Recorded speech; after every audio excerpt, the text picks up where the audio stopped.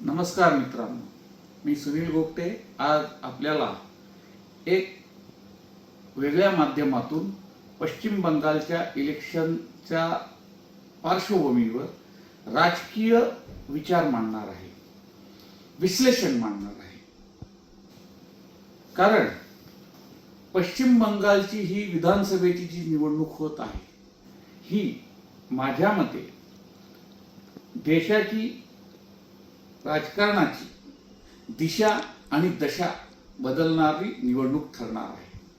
यामागचं विशेष प्रामुख्याने कारण म्हणजे भारत स्वतंत्र झाल्यापासून साधारणतः 47 ते 77 या कालखंडामध्ये काँग्रेसने येथे राज्य केलं. तदनंतर सुमारे 35 वर्ष कम्युनिस्ट राजवट ज्योती बसूंच्या माध्यमातून कम्युनिस्ट राजवट तिथे होती.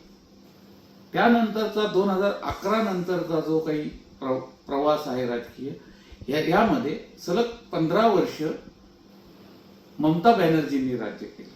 पश्चिम बंगालची जनता जी आहे ही साधारणतः एकाच पक्षाला क्लिअर मॅन्डेट आजपर्यंतच्या इलेक्शनमध्ये देत आलेली आहे. थोड्या बहुत अंतराने कधीतरी काँग्रेसनी कम्युनिस्टांसमोर आव्हान निर्माण केलं असेल, कम्युनिस्टांनी काँग्रेस समोर आव्हान निर्माण केलं असेल, कम्युनिस्टांच्या समोर ममता बॅनर्जींच्या माध्यमातून तृणमूल काँग्रेसने आव्हान निर्माण केलं असेल आणि आता भारतीय जनता पार्टी सलग 2 टर्म पासून 0 ते 77 या 0, 33, 77 असा प्रवास करून तृणमूल काँग्रेसला प्रचंड आव्हान निर्माण करत आहे. आता या राजकीय घडामोडीकडे पाहताना विश्लेषण करत असताना प्रामुख्याने असं दिसतं की ममता बॅनर्जी यांनी कम्युनिस्टांच्या एक अघोरी म्हणण्यापेक्षा प्रचंड दादागिरी दबंगगिरीने चालवणाऱ्या सरकार विरुद्ध एक आवाज उठवला, जनतेच्या मनात विश्वास निर्माण केला. जे कारखाने सिंगूरचं आंदोलन झालं आणि तिथून कारखान्यांना जावं लागलं, शेतकऱ्यांची जागा हडपण्याचा प्रयत्न सरकार आणि यांच्या माध्यमातून होतोय असं त्यांनी जनतेच्या मनात रुजवलं. सर्वसामान्य माणसाच्या मागे ममता बॅनर्जी उभ्या आहेत हे लार्जर स्केलवर त्यांनी पिक्चर तयार केलं आणि त्या माध्यमातून त्यांनी ही सत्ता मिळवली. खरं ममता बॅनर्जी ह्या एक डॅशिंग लीडर आहेत. त्यांचा प्रवास पाहिला तर काँग्रेसमध्ये असताना एक पीडितेवर अत्याचार झाला होता, बलात्कार झाला होता म्हणून तत्कालीन मुख्यमंत्री ज्योती बसू यांच्याकडे मंत्रालयामध्ये त्यांना घेऊन गेल्या आणि त्यांच्याशी त्या पीडितेशी चर्चा करावी, तिचं सांत्वन करावं असा त्यांचा हट्ट होता. परंतु अतिशय अपमानजनक पद्धतीने ज्योती बसूंच्या सरकारने तिथल्या प्रशासनाने त्यांना मंत्रालयाच्या बाहेर त्या प्रिमायसेसच्या बाहेर अगदी आपण म्हणतो घसपटात नेऊन त्यांचा अपमान केला आणि त्यावेळेला ममता बॅनर्जींनी चंग बांधला. या बिल्डिंगमध्ये मी पुन्हा प्रवेश करीन तर मुख्यमंत्री म्हणूनच करीन, तोपर्यंत पाऊल टाकणार नाही. आणि त्यांनी त्यानंतर रस्त्यावर उतरून बंगालच्या जनतेचा विश्वास कमवेपर्यंत रस्त्यावर उतरून कम्युनिस्ट राजवटी विरुद्ध आंदोलन केले. ह्या प्रवासामध्ये ममता बॅनर्जींनी जो नारा दिला, मा, माटी आणि माणूस. मा म्हणजे आपली धरती, भारत माता. माती म्हणजे तिथल्या शेतकऱ्यांच्या उपजीविकेचं साधन, ज्याला आपण बळीराजासाठी मा म्हणजे आई ही असते माती. आणि त्यानंतर माणूस म्हणजे सर्वसामान्य माणूस. प्रस्थापित विरुद्ध विस्थापित हा कायमस्वरूपी संघर्ष आजतागायत आपल्या समाजामध्ये दिसून येतो. तर सामान्य माणसाकरता लढा या स्लोगनवरती ममता बॅनर्जींनी सत्ता हस्तगत केली. त्यांचं प्रशासन आजही चांगल्या पद्धतीने त्या कुशल प्रशासक आहे. परंतु 15 वर्षाचा हा जो काही कार्यकाळ गेला आणि आपण इतिहास बघितला तर भारतीय जनता पार्टींनी मोदींचे सरकार आल्यानंतर 2014 पासून तत्पूर्वीच्या इलेक्शन पासूनच पण मोदींचं सरकार आल्यानंतर आम्ही केंद्रात काय देतोय, लोकांना डिलिव्हर काय करतोय, आमच्या योजना काय आहेत, हा प्रामाणिक प्रयत्न जनतेपर्यंत पोहोचवण्याचा सुरुवात केली. मग तो शून्यातून भाजपने 33 जागा केल्या, 33 77 झाल्या. आणि ह्या वेळेला आता प्रचंड एक स्लोगन दिलेला आहे, जनतेमध्ये आत्मविश्वास निर्माण केलेला आहे ममता सरकारच्या विरुद्ध. तो काय आहे हे समजून घेणं फार जरुरीचं आहे. ममता बॅनर्जींची मा माटी माणूस ही संकल्पना अतिशय सुंदर आहे, परंतु त्या मा माटी माणूस या त्यांच्या स्लोगनला त्या पूर्णपणे न्याय देऊ शकल्यात का, हे प्रश्नचिन्ह निर्माण भारतीय जनता पार्टीच्या नेत्यांनी, फ्रंटलाईनच्या नेत्यांनी बंगालच्या जनतेला प्रश्न विचारून निर्माण केलेला आहे की बाबा तुम्हाला ममता बॅनर्जींनी काय दिलं. आज तिथली डेमोग्राफी बघितली तर तिथे मुस्लिम बहुसंख्य विभाग भरपूर आहे आणि मुसलमानांचं मोठ्या प्रमाणावर लांगुल चालन होत आहे. हा एक मुसलमान इतर समाजांमध्ये प्रचंड असंतोष आहे, दबक्या आवाजात असंतोष आहे. राजकीय विश्लेषण करत असताना या दोन्ही बाजू बघितल्या पाहिजेत. ममता बॅनर्जींचं लढाऊ नेतृत्व, भारतीय जनता पार्टीचं विकासाचं व्हिजनचं नेतृत्व. आता या निवडणुकीमध्ये कोण बाजी मारेल याकडे सर्वांचं लक्ष लागलं आहे. मी मगाशी म्हटलं तसं ही निवडणूक भारतीय राजकारणाची दिशा आणि दशा ठरवणारी आहे.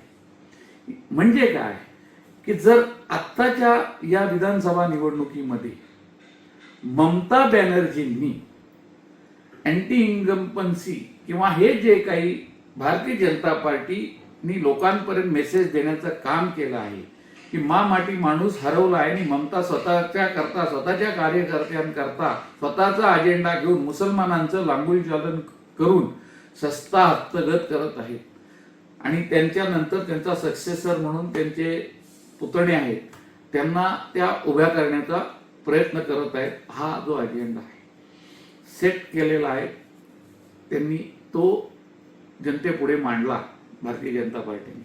मग एवढं झाल्यानंतर जर सत्ता ममता बॅनर्जींनी पुन्हा हस्तगत केली तर त्या निश्चितच ती चौथी टर्म ह्या मुख्यमंत्री होतील.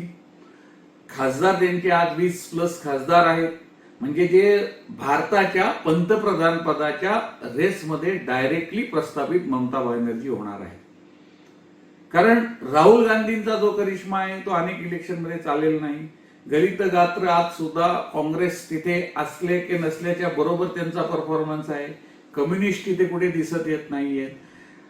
आणि हे झाल्यानंतर जर मतदान ममतांच्या पारड्यात गेलं तर ममता बॅनर्जी प्रचंड मोठ्या ताकदीने भारताचं नेतृत्व करण्याची क्षमता असलेल्या महिला नेत्या म्हणून प्रोजेक्ट होतील आणि येणाऱ्या 2029च्या इलेक्शनला एनडीएला प्रचंड मोठं आव्हान निर्माण करू शकतात. हे असं चित्र लार्जर स्केलवर तयार होईल.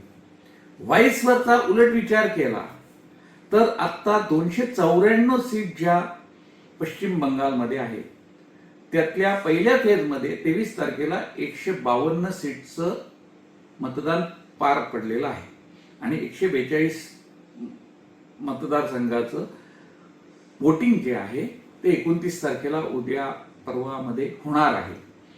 आणि हे वोटिंग जे मागचा पॅटर्न बघितला, न भूतो न भविष्यती, भारतीय राजकारणाच्या इतिहासामध्ये विधानसभेला ॲव्हरेज वोटिंग 92% पुढे 152 सीटला झालेलं आहे.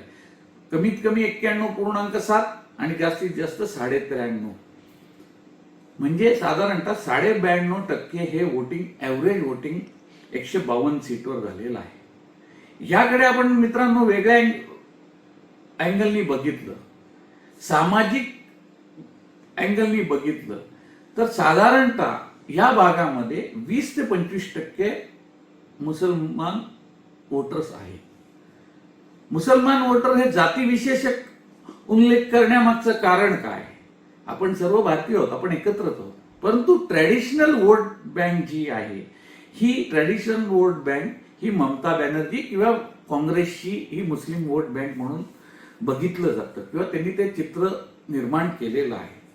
आणि मुस्लिम मतदान जेव्हा संपूर्ण रस्त्यावर येऊन मतदान करतं आणि जवळजवळ त्यांचं वोटिंग 100%च्या आसपास म्हणजे 90% आता जे रेग्युलर कोर्समध्ये कधी मतदान होत नाही ते आज इथे झालंय, परंतु नॉर्मल कोर्समध्ये 23% जे काही 23-25 जी टक्केवारी मुसलमानांची असेल त्याच्या 90% वोटिंग ते रस्त्यावर उतरून वोटिंग करतात.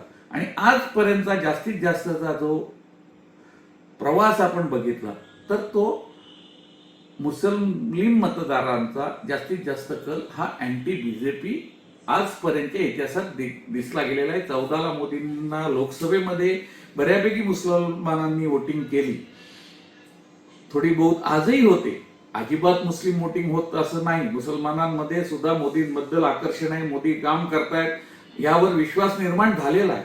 परंतु पर्याप्त बहुमतासाठी लागणारा विश्वास मुस्लिम समाजामध्ये अजूनही बीजेपी बद्दल नाही. हे चित्र विरोधक अगदी पटवून देतात आणि त्यामुळे मुस्लिम वोटिंग हे जास्तीत जास्त भारतीय जनता पार्टीला कोण हरवू शकेल अशाच पार्टीला दिलं जातं. आता इथे प्रामुख्याने लढत ही पश्चिम बंगालमध्ये भारतीय जनता पार्टी, तृणमूल काँग्रेस, त्या खालोखाल अगदी काँग्रेस आणि कम्युनिस्ट ह्या AMIM ही जरी लढत असली तरी ती ह्या पिक्चरमध्ये कुठे फारशी प्रचाराच्या रणधुमाळी किंवा कशात दिसत नाही. त्यामुळे मुस्लिम मतदार हा कुठे अट्रॅक्ट होतोय, मुस्लिम मतदारांचं विभाजन झालं आणि ते काँग्रेसनी बऱ्यापैकी कन्वर्ट केलं तर ममतांचा ग्राफ निश्चितच खाली येऊ शकतो. यामागचं कारण काय? 23% मुस्लिम मतदान त्यांना झाल्यानंतर त्यातलं जर 4-5-6% मुस्लिम मतदान काँग्रेस घेऊ शकलं तर ते 15-16-17% आसपास मुस्लिम मतदान होईल. आणि मग रेस्ट ऑफ मुस्लिम जेवढ्या कम्युनिटीज आहेत 23-24% काढल्यानंतर, 92%तून काढल्यानंतर, 23-24% मुस्लिम मतदार काढल्यानंतर 68 ते 70% जे काही मतदान राहतं हे मुसलमान इतर, मग त्यात दलित असतील, ख्रिश्चन असतील आणि हिंदू असतील. आता यामध्ये बहुसंख्य हिंदू असणार आहे आणि आजच्या घडीला हिंदू मतदान हे बऱ्यापैकी मोदींकडे अट्रॅक्टेड आहे. कारण पश्चिम बंगालमध्ये गेल्या काही दिवसांपासून दुर्गा पूजा असेल किंवा इतर तुमच्या काही हिंदू ट्रॅडिशनल पूजा असतील, मिरवणूक असतील, त्यांना परमिशन घ्यावी लागते किंवा त्यांच्यावर होणारे विशिष्ट समाजाकडून अटॅक्स असतील, हे जनतेला कुठेतरी रुचत नाहीये.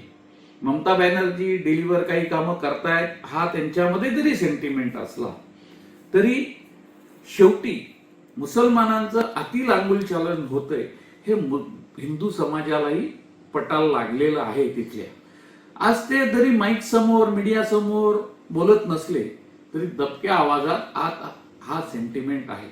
आणि हे 68% मधलं वोटिंग जर मॅक्झिमम बीजेपीकडे कन्वर्ट झालं तर